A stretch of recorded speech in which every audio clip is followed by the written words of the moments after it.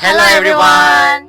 I'm Nabil. And I'm Tressa, Today we'd like to highlight a critical environmental issue facing in Bangladesh. So Nabil, can you briefly explain about the problem statement based on this issue? Okay, sure, Teresa. So, as noted by Farouk and South 2022, widespread water pollution in the country is not only a result of rapid urbanization and industrialization. So, but more importantly, it is driven by poor enforcement of environmental laws and inefficient water management. So based on the article or research that you have done, what is the main objective of this issue?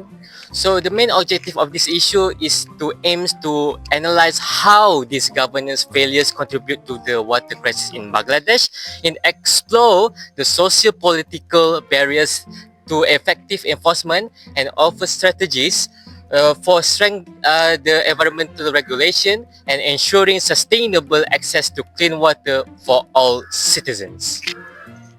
Wow, that sounds so serious, yeah? Ain, have you ever heard about water pollution in Bangladesh caused by weak law enforcement? Yes, I've heard about that. Do you have any social stories that you want to use to elaborate about this issue? Yes, I'm going to use subjective norms theory. So by using subjective norms theory, which is a component of theory of planned behavior from a sociological perspective, we can understand how weak law enforcement contributes to water pollution in Bangladesh. So by analyzing how individuals and groups' behavior are shaped by social expectations, subjective norms refer to perceived social pressure to perform or not perform certain behaviors. Okay, how about you, Eva? Do you have any opinion about this issue on this theory?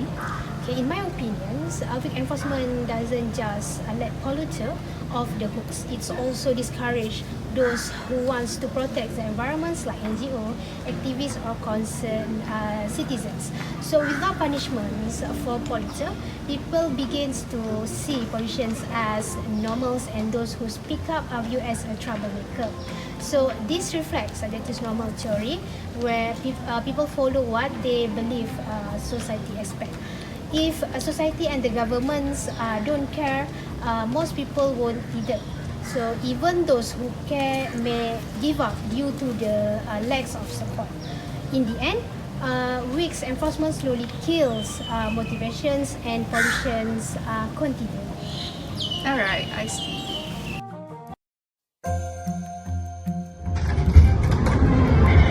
Using the subjective norm theory from theory of planned behavior, we strongly agree that weak law enforcement in Bangladesh contributes significantly to water pollution by shaping social behavior.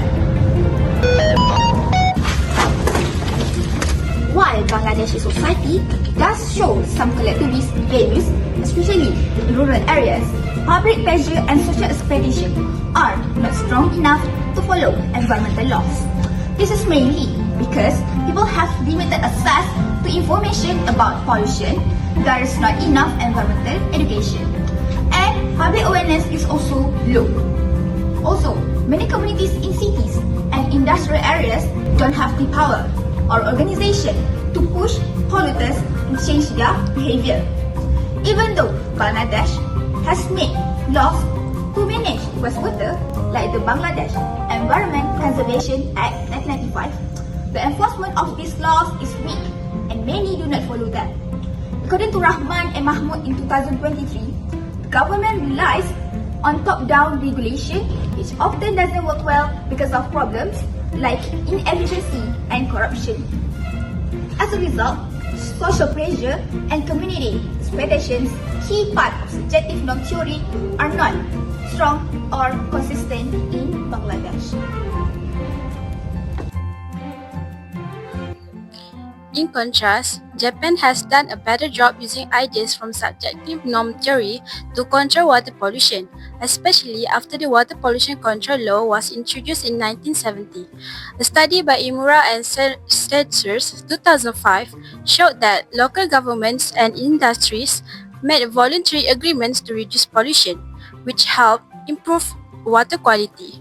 Japanese companies often monitor and report their pollution levels on their own, partly because they want to avoid public criticism and protect their reputation. People in Japan can easily access environmental data, and communities are often involved in checking pollution levels. Cultural values like avoiding shame and keeping social harmony also encourage people and companies to follow environmental rules. Bangladesh could learn from Japan by increasing transparency, encouraging industries to take responsibility on their own, and involving local communities more, steps that could help change social expectation and improve environmental behavior over time. Okay.